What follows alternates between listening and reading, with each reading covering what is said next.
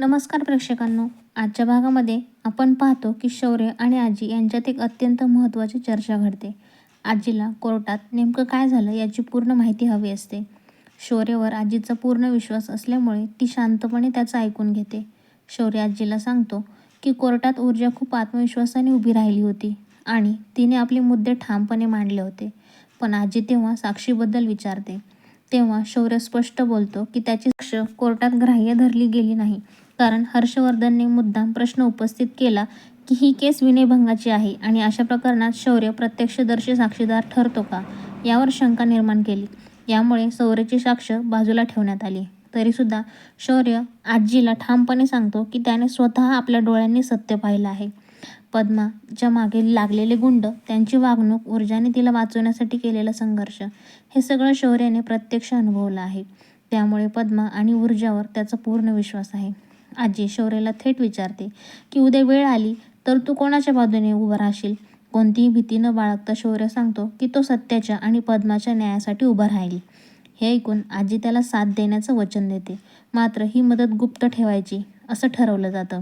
आजी स्पष्ट करते की या प्रकरणात वकील कमी पडलेले नाहीत, तर पोलीस तपासातच मोठी चूक झालेली आहे.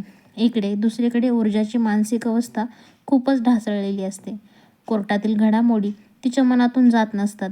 तिने पद्माला न्याय मिळवून देण्याचा प्रयत्न केला, पण यश न आल्यामुळे ती स्वतःलाच दोष देत बसते. जेवण समोर असूनही तिला ते खायची इच्छाच होत नाही. तिची आई पूर्वा हे सगळं ओळखते आणि ऊर्जाला धीर देण्याचा प्रयत्न करते.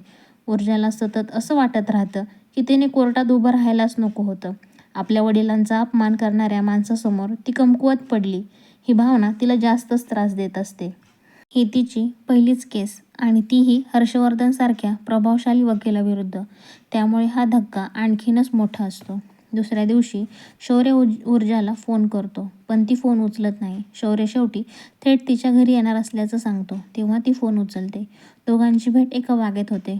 शौर्य ऊर्जाला समजावतो की तिने जे काही केलं ते धाडसाचं होतं आणि अजिबात कमी पडलेलं नाही.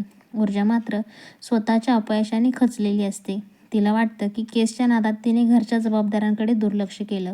आईवरचा ताण, आर्थिक अडचणी, या सगळ्यांची तिला जाणीव होते. कोर्टात जिंकायचं स्वप्न अपूर्ण राहिल्यामुळे ती निराश होते. शौर्य मात्र तिला आत्मविश्वास देतो. तो तिला सांगतो की हर्षवर्धनसारख्या माणसासमोर उभं राहणं हीच मोठी जिंक आहे. सिनियर ज्युनियर असं काही नसतं. धाडस आणि प्रामाणिकपणा महत्त्वाचा असतो, असं तो तिला ठामपणे समजवत असतो. इकडे विक्रांत आणि त्याचे साक्षीदार मात्र कोर्टातील निकालावर आनंद साजरा करताना दिसतात. एका मुलीच्या आयुष्याशी खेळ करून ते निर्लज्जपणे पार्टीची भाषा करताना दिसतात. ही परिस्थिती समाजाला विचार करायला लावणारी आहे.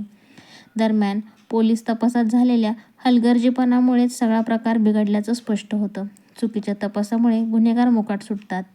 शेवटी शौर्य ऊर्जाला पुन्हा उभं राहण्याची प्रेरणा देतो. केस अजून संपलेली नाही, लढा अजून बाकी आहे, हे तो तिला ठामपणे सांगतो. उद्याच्या भागामध्ये आपण पाहणार आहोत की मंदिरात घडणाऱ्या या प्रसंगातून ऊर्जाची माणुसकी पुन्हा समोर येते. एका अनोळखी नात्यातून ती विजयाचं मन जिंकते आणि त्या क्षणी शौर्य मात्र आतून अस्वस्थ होतो. आपण हा भाग उद्याचा पाहण्यासाठी आपल्या चॅनलला जोडले राहा मित्रांनो. त्यासाठी आपल्या चॅनलला सबस्क्राईब करायला विसरू नका. कमेंट करा, लाईक करा आणि शेअर करा. धन्यवाद.